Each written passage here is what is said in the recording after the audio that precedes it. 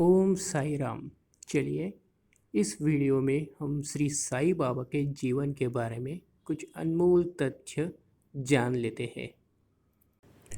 दोस्तों, श्री साई बाबा के जीवन और उपदेशों को मराठी में श्री हेमाड़ पंत द्वारा साई सच्चरित्र में अच्छी तरह से प्रलेखित किया गया है। श्री हेमाड़ पंत को यह काम लिखने के लिए 1910 में श्री साई बाबा का आशीर्वाद मिला था। इसके बाद साई चरित्र का कई अलग अलग भाषाओं में अनुवाद किया गया। श्री साई बाबा के जीवन और शिक्षाओं को समझने के लिए आधिकारिक बुक में से अधिकाधिक पढ़िए।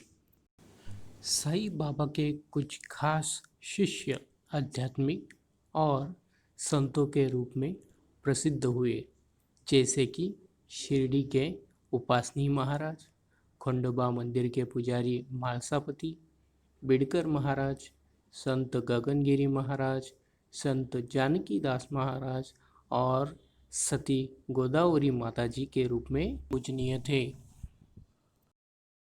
साई बाबा ने कई संतों को, विशेषकर अक्कलकोट के श्री स्वामी समर्थ महाराज को भाई के रूप में संदर्भित किया है। श्री साई बाबा का जन्म कब और कहाँ हुआ था एवं उनके माता पिता कौन थे, ये बातें अज्ञात है। किसी दस्तावेज से इसका प्रामाणिक पता नहीं चलता है। स्वयं शिरडी के साई बाबा ने इसके बारे में कुछ नहीं बताया है। हालांकि एक कथा के रूप में यह प्रचलित है कि एक बार श्री साई बाबा ने अपने अंतरंग भक्त म्हालसापति को, जो कि बाबा के ही साथ मस्जिद तथा चावड़ी में शयन करते थे, बतलाया था कि मेरा जन्म पाथरी के एक ब्राह्मण परिवार में हुआ था। मेरे माता पिता ने मुझे बाल्यावस्था में ही एक फकीर को सौंप दिया था।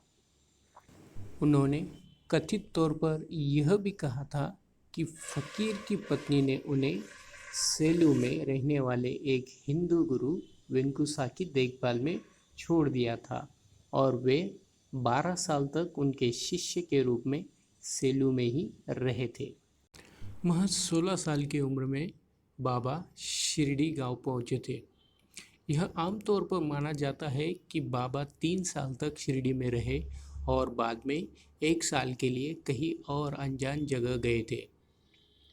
1857 के लगभग भारतीय विद्रोह के ठीक बाद 1858 के आसपास स्थायी रूप से लौट आए। उन्होंने शिरडी के खंडोबा मंदिर के दर्शन किए। मंदिर के पुजारी म्हालसापति ने जब उन्हें पहली बार देखा तो कहा, आओ साई। माना जाता है तभी से उन्हें साई बाबा के नाम से जाना जाता है। बाबा जब शिरडी वापस लौट आए तो वो एक नीम के पेड़ के नीचे ही रहते थे। एक बार चांद पाटिल के एक निकट संबंधी की बारात शिरडी गांव गई, जिसके साथ बाबा भी गए थे। विवाह संपन्न हो जाने के बाद बारात तो वापस लौट गई, परंतु बाबा को वह जगह काफ़ी पसंद आई और वे वही एक जीर्ण शीर्ण मस्जिद में रहने लगे और जीवन पर्यंत वही रहे। मस्जिद में उन्होंने एक पवित्र अग्नि को बनाए रखा, जिसे धुनी कहा जाता है, जिससे उन्होंने जाने से पहले अपने मेहमानों को पवित्र राख दी। माना जाता है कि इस राख में हीलिंग और एपोटोपिक शक्तियाँ थी। उन्होंने एक स्थानीय हकीम के कार्य को अंजाम दिया और बीमारों का उपचार किया। इसी मस्जिद को बाद में द्वारका माई कहा गया। श्री साई बाबा ने जीवन भर शिरडी में उपदेश दिया और लोगों को यह समझाने के लिए कई चमत्कार किए कि ईश्वर का अस्तित्व है। बाबा ने सभी समुदायों के बीच एकता और सद्भाव लाने में मदद की। उन्होंने कहा कि सबका मालिक एक, यानी कि भगवान एक है, लेकिन विभिन्न नामों से पुकारा जाता है। उन्होंने कहा कि श्रद्धा और सबूरी रखें, यानी अपने स्वयं के धर्म का पालन करें और सच्चाई की तलाश करें, कामयाबी ज़रूर मिलेगी।